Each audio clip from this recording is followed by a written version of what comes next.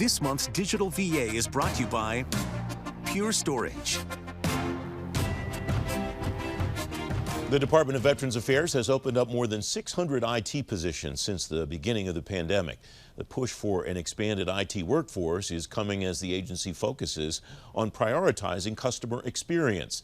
Valman Cummins is Director of Human Capital Management at the Department of Veterans Affairs Office of Information and Technology. Valman, welcome. It's good to see you. How are you going about recruiting in a virtual world that we live in today? Well, good afternoon, and it's a pleasure to be with you today.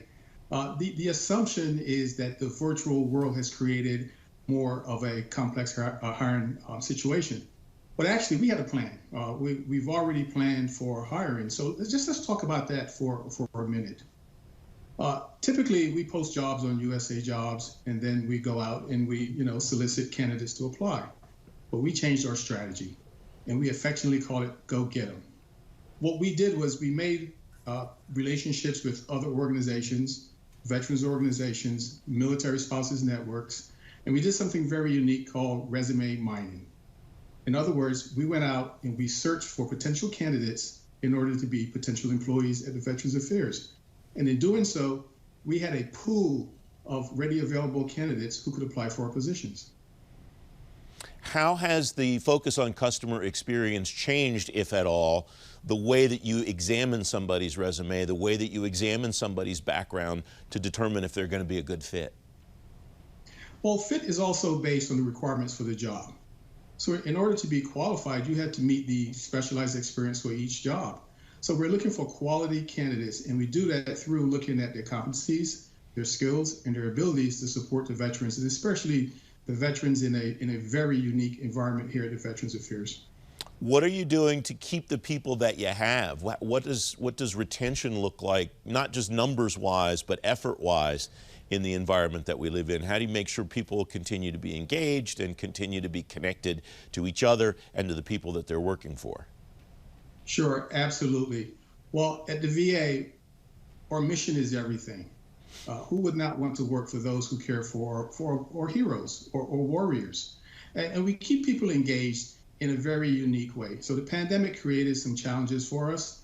Most of our employees went to a virtual environment, but our CIO, Mr. Jaffer, held monthly town halls, CIO calls, in order to keep a very dispersed and diverse workforce informed.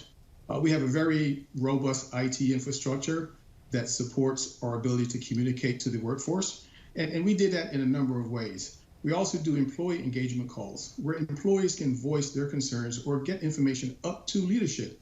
So, here at the VA, being connected is a very not challenging way. We have the IT infrastructure to do that, and we did that often and frequently. I want to go back to that resume mining concept that you mentioned a few minutes ago, Valman. That idea, structurally, what do you have to do to execute that? What did you have to put in place to be able to dig as deep as you would like to? Sure. Actually, it's already in place. Every candidate that applies for a job posts their resumes to the talent acquisition system of the federal government. It's referred to as USA Jobs. And in doing so, they have the option to make their resumes searchable. If you give us that option to make your resume searchable, we have access to your resume.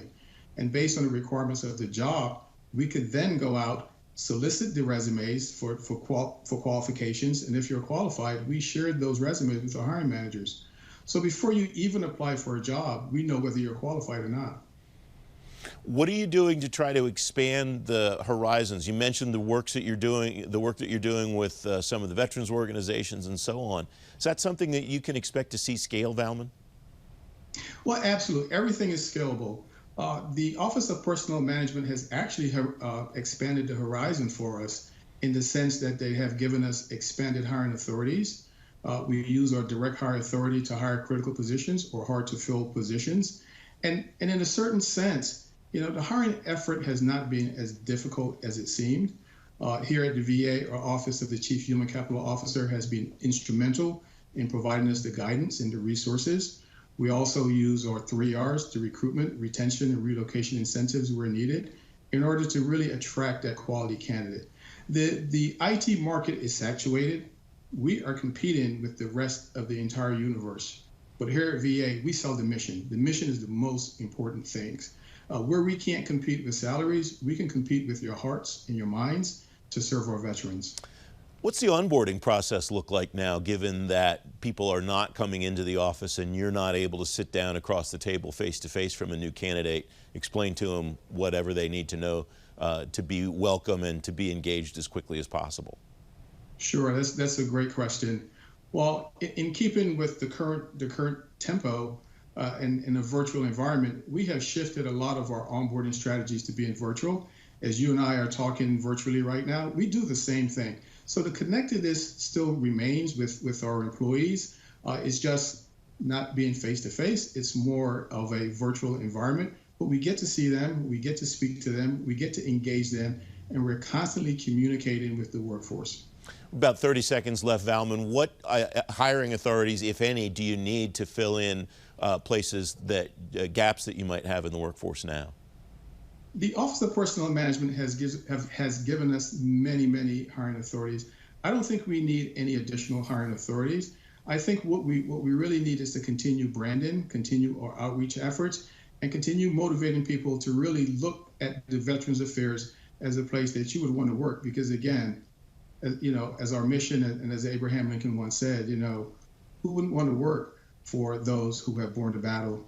He didn't necessarily say it quite like that. But at the end of the day, the mission of the VA and serving our veterans and our family members is the most important mission, and we can sell that to anyone. Valman Cummins, thanks very much for joining me. It's great to have you here. Thank you. It's a pleasure, and you have a great day.